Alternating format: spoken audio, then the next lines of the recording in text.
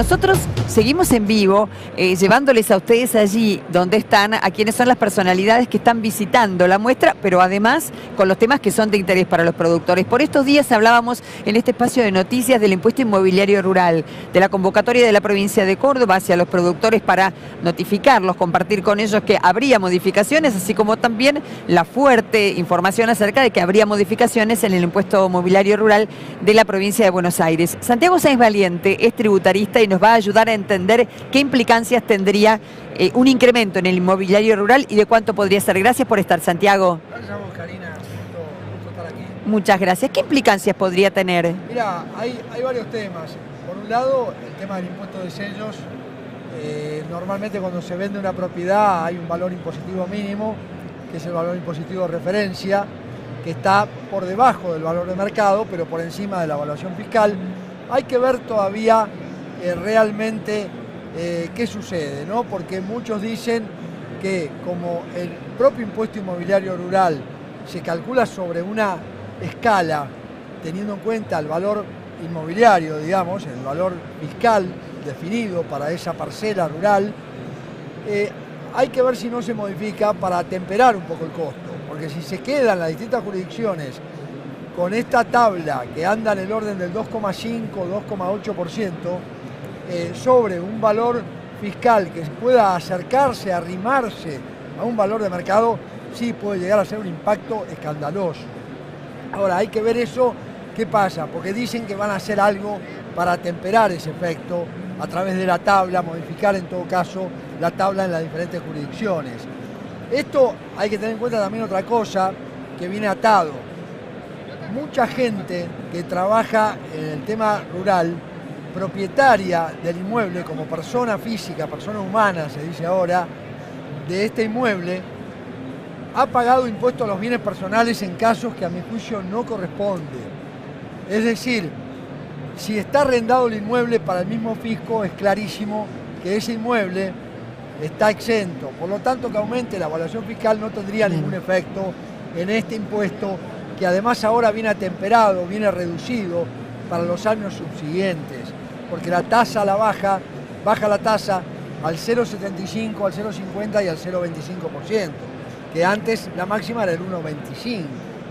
Pero por el otro lado, aquellos que desarrollan la actividad sobre el propio inmueble, porque no me gusta utilizar la palabra explotación, creo que es algo terrible para la comunicación, que es parte de lo que estamos viendo acá en CREA fabuloso de Carlos Pérez, que estuvimos viendo y escuchando. Realmente yo también considero que está exento el impuesto a los bienes personales, y hay varios fallos judiciales que le han dado la razón al contribuyente últimamente a través de la Corte Suprema de Justicia. Con lo cual, digamos, hay que tener cuidado de observar que el contador no aplique el impuesto de los bienes personales en la persona física sobre el inmueble rural.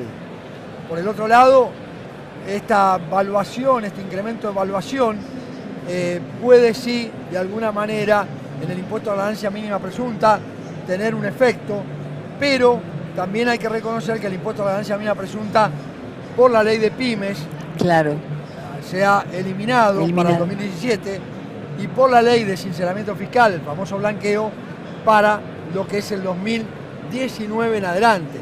Con lo cual, en ese sentido, no tememos demasiado efecto fiscal como si antes estaba.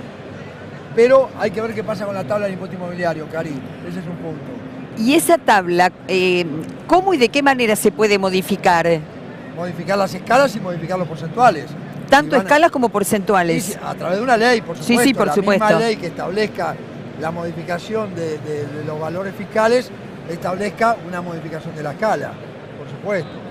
Y hablando de esta escala, no tenemos que olvidarnos de la ley de impuesto a las ganancias, ¿no?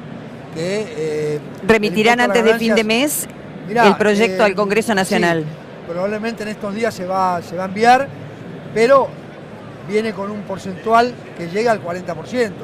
Ojo, esto es muy fuerte. En especial si no corregimos el problema de la inflación. El ajuste de la inflación tenemos que corregirlo. Hay que determinar los impuestos contemplando la inflación. Algo que lo hemos hablado contigo más de una vez y no me voy a cansar de decirlo y cansar de reclamarlo. Porque esto distorsiona mucho se termina pagando impuestos sobre una ganancia que es ficticia. Que es ficticia. Y esto es inaudito, esto no resiste ningún análisis. Y te digo algo, es lo que genera indirectamente la evasión. Porque cuando hay racionalidad en la exigencia de tributos, genera la evasión y entonces hay que sacar el blanqueo para dar la oportunidad a la gente a que exteriorice los bienes que tenía ocultos. Santiago Sáenz Valiente, tributarista, acompañándonos siempre en Chacra TV Noticias, en este caso con un tema que es de suma actualidad y que tiene que ver con lo que se ha visto en los últimos días y que hemos estado hablando, y es el eventual incremento del impuesto inmobiliario rural y todas sus implicancias. Gracias, Santiago, como Gracias siempre. A vos, Karina, y a todos los de Chacra TV. Un verdadero gusto. Nosotros seguimos con la información en este que es un noticiero especial, diferente, en vivo, desde el Congreso CREA, la reevolución de la empresa.